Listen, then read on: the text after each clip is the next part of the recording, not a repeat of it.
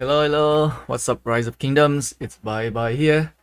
Let's talk about formation today, and hopefully, after today, you will know which formation to use, which one work best for you. So let's talk about how many type of formation are there. So there are 1, 2, 3, 4, 5, 6, 7, right? 7 type of formation. So let's first talk about the triple line formation. So this one increase the troop march speed by 5%. So should you even be considering of using the formation here? Well, first of all, right, let's talk about what other alternative. Right, if you don't use the triple I, you might able to use the arch formation, which gave 5% normal attack damage, or the wedge formation, which gave 5% more skill damage. So 5% march speed. What can you do to get 5% march speed if you do not run the triple I formation? So there are some equipment that can actually give you more march speed bonus. That is the core of the loyal flag. So as you can see right here, my archer is actually getting 6.5% march speed from this flag alone, which is slightly more than what that formation can provide. So instead of me running the triple I formation, I might able to use the flag here, right? And instead of running the triple I can run the arch formation, which gave me 5% more normal attack damage, and I still get the march speed bonus. And I can save myself a lot of like legendary materials because now I'm getting 5% normal attack damage, which is equivalent to the greatest glory, which gave me normal attack damage plus 5%. So in terms of comparison, the triple I formation is like equivalent to a blue accessory, and the arch formation or the wedge formation equivalent to a legendary accessory. Okay, so that is something but you keep in mind. You could use it, right? You could use the triple I formation if you want your market to be very fast. Okay, so you can see right here, I am actually using the triple I formation on my Humanitor because she's very slow in combination with the core of loyal flag as well. Okay, and another reason why I use a triple I formation is because I get a lot of like good inscription on it, right? So even though I don't get the 5% normal attack damage or 5% skill damage, I still get the enrage inscription here random, right? So this is what I get from doing the travel, right? So 1.5% skill damage, 2.5% health, and 2.5% health, another one here, right? So sometimes depend, right? If you triple I formation, you get some really good environments that have a lot of good inscription, and you could use it as well, right? So depend. But just comparing the formation alone, the triple I formation is equivalent to a blue accessory when comparing to the arch or the wedge formation. They are equivalent to a legendary accessory. A hollow square formation reduce all the troop damage taken by 2%. So this one can work very well for like tanky commander like Richard doesn't have very high DPS and you're expecting to get hit a lot, or you could use on some commanders that often get swarm as well. So initially I was using the hollow formation on my my XY because he will getting swarm a lot, but later on because I get better environment, then so I switch it to the arch formation here. But in the future, if I get a decent like hollow formation for my XYs and I get this like a decent armament for him, then maybe I will switch back to the hollow formation. But until I get a better armament, okay. So like hollow scrap formation good for commanders that often getting swarm or a commander that have very low DPS, right? Doesn't have very high attack stat increase. This one a live formation is for farmer. Okay, we don't have to talk about it. Echelon formation, right? When the troop grant percentage base buff to other troops, their effect are multiplied by 1.2 with a maximum increase of up to 5% of the original value after upgrading. So very good formation if you run like a full support market like Constantine, Joan, or Constantine Mulan or Trajan with something, right? So I am currently running the triple I formation on my Constantine. I use him with Constantine Mulan in Sunset Cannon, which worked very well. So this one does give a nice increase in terms of buff, right? So Constantine has that 10% damage reduction, and Mulan has the stat increase. So with the each lawn formation, I'm getting the additional buff stat increase. So that is what that formation is. V formation, as of right now, I think the only use for the V formation is just to prevent the enemy from rallying the structure. Very not super effective in terms of like close combat. Okay. So maybe I'll make a separate video to talk about what can be changed to make the V formation more useful in terms of combating. Alright, now it's gonna come down to the arch formation and the wedge formation, and I think I think they're like a 50-50.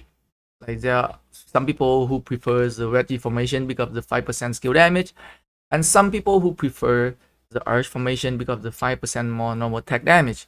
So these two formation are equivalent to the two legendary accessory, which is the Great Glory or the Pendant.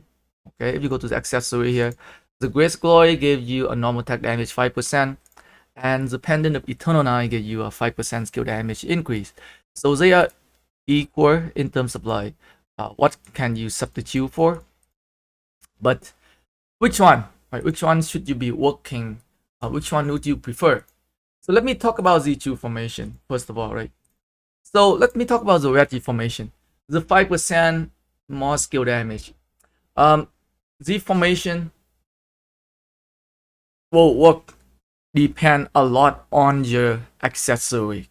How you build your accessory on your commanders will have a different effect on the formation. So for example, for myself, okay, if you're looking at my equipment, I am building what I call the rage focus equipment accessory. So I'm using a lot of like Horn of Fury. I have War Drum as well. I am planning to gain more War Drum. So what does it make my March do? My March can deal skill damage faster. Okay, so the wedge formation can work when your setup have a lot of rage, so that you can cast your skill fast. So ideally, your setup should be casting your skill somewhere below a 7 second per skill on average. Okay, so then you could use the wedge formation very effectively. But if you cannot cast your active skill every 7 seconds, let's say if you set up, let's say some people they don't go with the Horn of Fury, they don't go with the War Drum. Instead of the accessory build, they go with the Ring of Doom, right? The Ring of Doom, and they might go with the Moral Web, they might go with the Concealed Dagger. There are so many different accessories for you to choose from, right? So if you not choose the accessories that give you a lot of rage, and you are picking some accessories that give you like a counter attack damage, more damage here, debuff, or Great Glory, you shouldn't be going with the wedge formation, because if you're going with the wedge formation and your skill casting cycle is not very fast, you're not going to be able to take advantage of the 5% skill damage.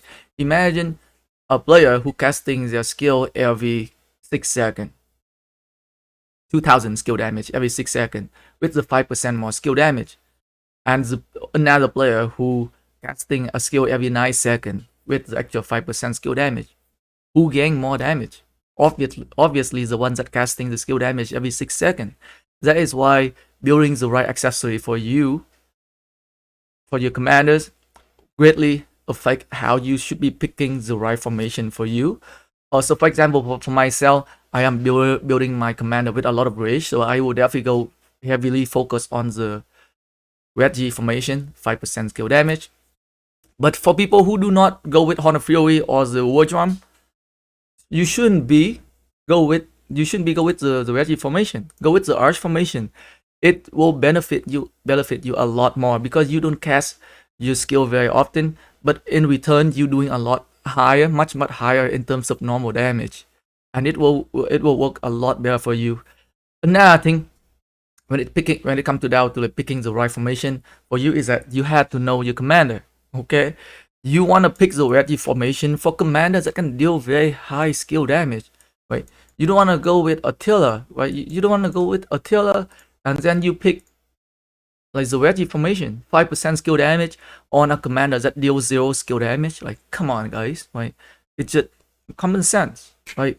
Unless you, I know, I understand some people, they get a very good uh armament with very good inscription for Wedge Formations, and maybe you have to use the Wedge Formation until you get a better one for the Arch Formation. But the end goal, if you're using a tail indicator, you shouldn't be using the Wedge Formation.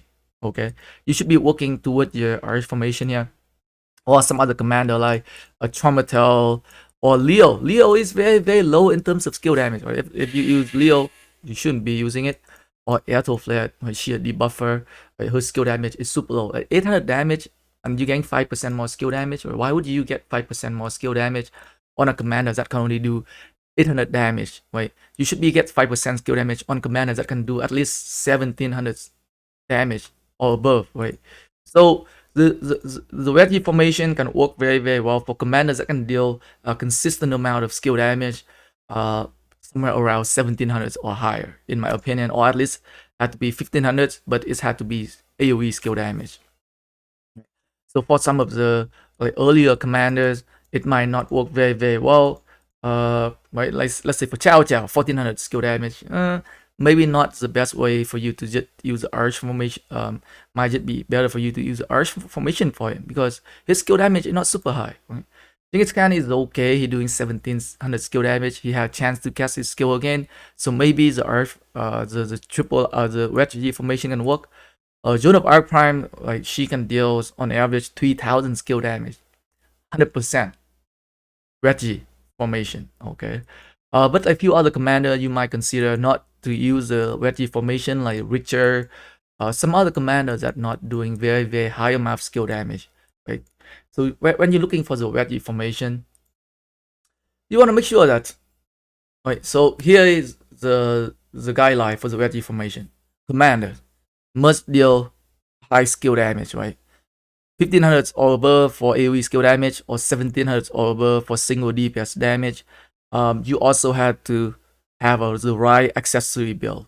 You had to build with a lot of rages so that you can cast your skill fast, right? And if you're not going with any of those, then you should be sticking with the Arch Formation. Like 5% more normal attack damage will help you a lot in terms of like that wide damage than the Wedge Formation, guys.